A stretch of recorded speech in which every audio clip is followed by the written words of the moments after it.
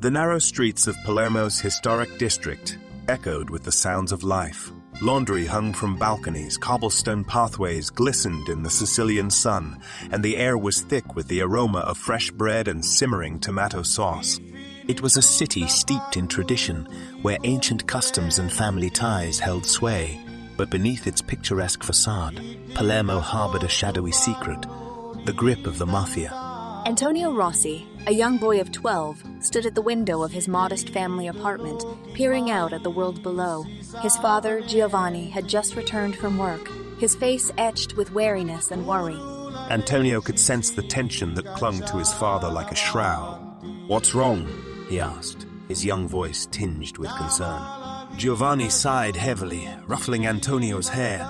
Antonio was no ordinary child. He had witnessed the hushed conversations that took place when his father thought he was asleep, the furtive exchanges with men who spoke in hushed tones and cast wary glances over their shoulders.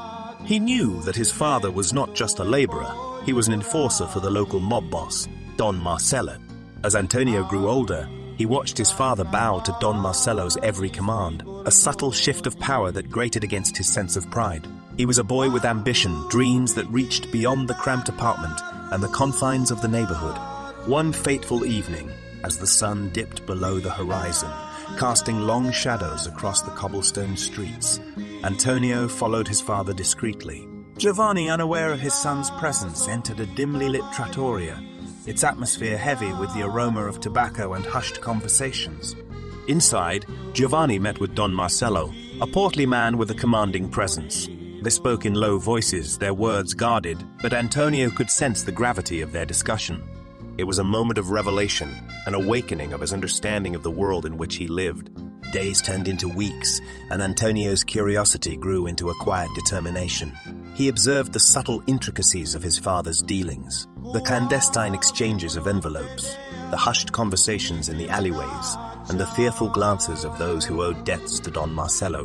One night, in the secrecy of their apartment, Antonio confronted his father. "I want to be like you," he declared, his eyes filled with youthful determination.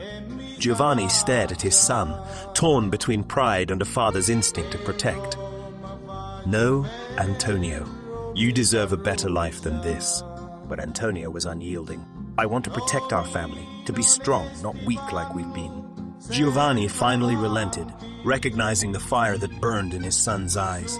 He began teaching Antonio the ways of the family, the code of silence and the art of survival. Antonio proved to be a quick learner, absorbing every lesson like a sponge, his ambition driving him forward. Years passed, and Antonio, now known as Tony the Lion in the neighborhood, had become a force to be reckoned with. He had earned the trust and respect of Don Marcello, his reputation as a formidable enforcer solidifying his position within the family. But Antonio's ambitions reached beyond the confines of Palermo. He had watched his father bow to the whims of Don Marcello for too long, and he was determined to change their fate.